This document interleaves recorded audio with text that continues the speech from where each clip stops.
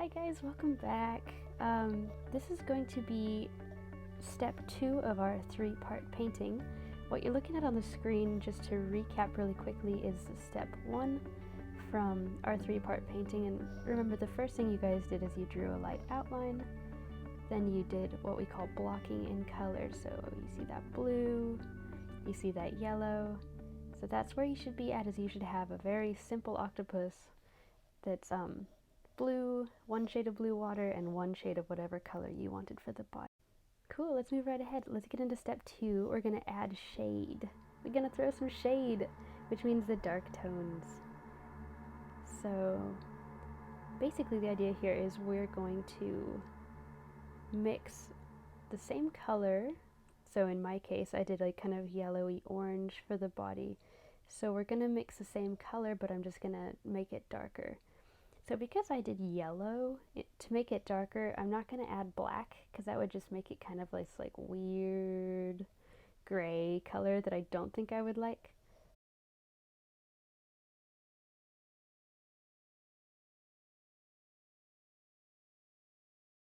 So that color would mute the yellow and just have this kind of like icky yellow gray color. So instead, to make it darker, what I've done is I've added just some red to it, because that's a darker color than my just pure yellow. So when it goes on, it'll appear kind of darker, but it's not going to be gross. So for example, if you did like a light purple for your squid body, your octopus body, what I would probably do is, instead of adding black to your purple, which would make it kind of weird and gross and gray looking, I would add some blue. Or if you have like dark purple in your kit, just kind of mix them together and find like a medium intermediary shade. And don't worry, I'm going to explain what I'm doing here as we go. But basically, you want to mix a color that's not too radically different from your basic one, because even though the blocked color that you put, that yellow, even though it's dry, we want to be able to paint something on top of it that can like kind of be blended in with it. Let's get straight to the point. What am I actually doing here? I feel like if I was watching this, my question would be, where am I supposed to paint these darker colors? So the answer to that would be, this is why I have my screen shared with the reference image. Basically, every time I paint, I'm looking at that picture, like the original picture of the octopus, and then I'm looking at my painting and saying, okay, well, where is it dark in my reference picture that it's not dark yet in my painting? So you'll notice a lot of that is on the outside edge of the tentacles. And it's kind of most interesting and most important where the tentacles leave the body. There's little shadows like right there, right there. So I'm just painting those in, like you see, trying to kind of blend them out so they're not super chunky and weird looking. But all I'm doing is I'm just looking critically, I'm looking closely at the image that I'm using, and I'm just trying to mimic it in my own painting. And I'm doing it in my own style, more or less, but basically just ask yourself the question, is it darker here in the painting? Is it darker here in the reference image? And then, is it darker here also in my painting? This step took a little bit of time, but it's totally worth it, because adding these darker colors is like the part of your painting where you're adding depth to it. Crazy, huh? The deep dark colors add depth to the painting, but this is really what starts creating that illusion of 3-dimension, or that your thing is, round and not flat, which is something we want. We definitely want that. Another nice thing about painting with the darker colors is we can use them to clean up our lines. So do you see, as we add this shade around the shape of this octopus's head and eyes and body, I'm able to use those darker colors to kind of make a cleaner edge or a cleaner line. Because, remember, in this painting, in this style of painting, the 3-part painting, one of the things we're learning how to do is to make a piece that doesn't have an outline. You notice the artist who made this octopus did not give it big, bold black outlines at all. they just create their finished piece using the shadows, and then also they'll add some highlights into it. As far as blending, that's totally a stylistic thing. If you want your thing to be really smooth and perfectly blended, you might actually want to repaint that yellow, or like that first blocked color for the body, and then as you add these shades, you can like really soften the edges and mix them into each other.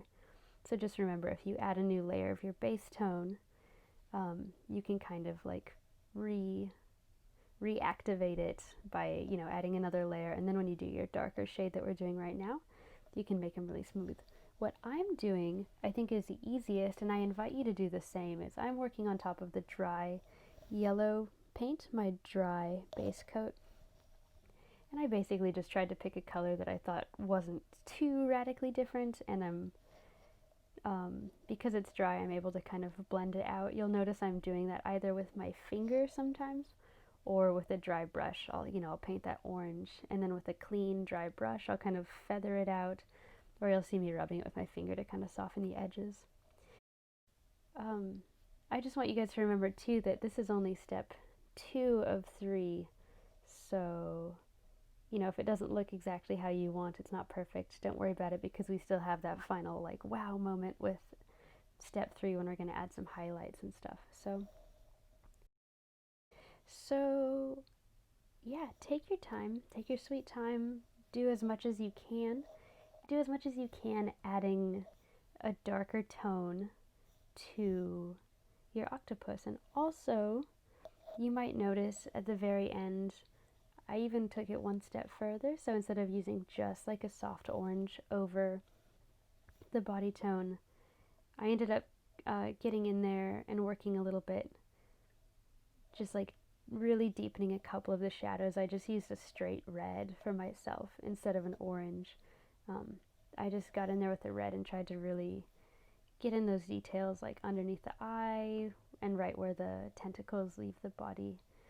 There are a whole range of depth to it. So yeah, the orange shows the roundness, and then the red shows the actual like shadows. And then this last thing I want to show you guys, I didn't make a video tutorial about how I did this, but when you look at your piece, you might notice that the water in the background isn't very realistic yet. It's just kind of blocky blue. And so what I'm asking is to do the same thing you did with the octopus body. Take your blue color and mix it into darker tones. I make several different darker tones of blue. I made a kind of greenish one, I made a kind of purplish one, I made a kind of blackish blue, and I just added some brush strokes and kind of blended them out into my background. It's up to you where you want to put them, how you want to put them, but if you're able to add just some blobs of different colors, go for it. We need some depth in the water, and later we'll add some other stuff and highlights and kind of hide it, so it doesn't really matter what you do with this. But I have 2 thoughts about it, and one of them is that I was able to use these darker blue colors I'm adding to clean up my lines, because remember, we're not going to outline the squid, so the lines we have are the lines we have. So as I added some of this dark purple blue along the side of him, I was really careful to kind of draw it along the edge of it and make like a smoothish line. So every layer we add, we're just trying to clean up our edges and make it look good. So you can use this blue to hide edges in your original painting that weren't perfect. And also, I used some of this blue to hide ugly brush strokes in the first layer of blue. So there were a couple places where I really didn't like the brush strokes. They were a little bit messy. So I made sure I put a big blue blob over those spots to kind of hide them. So yeah, do your best with this. This is going to be the most work-intensive part of the project. This took me like maybe half an hour. You might want to do it in a few stages, sit down, do as much as you can, take a break, come back to it.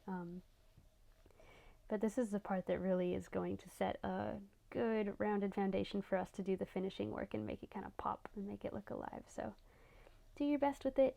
Email me or leave questions on the classroom with questions, because you might have some, and I'd be happy to try to help you.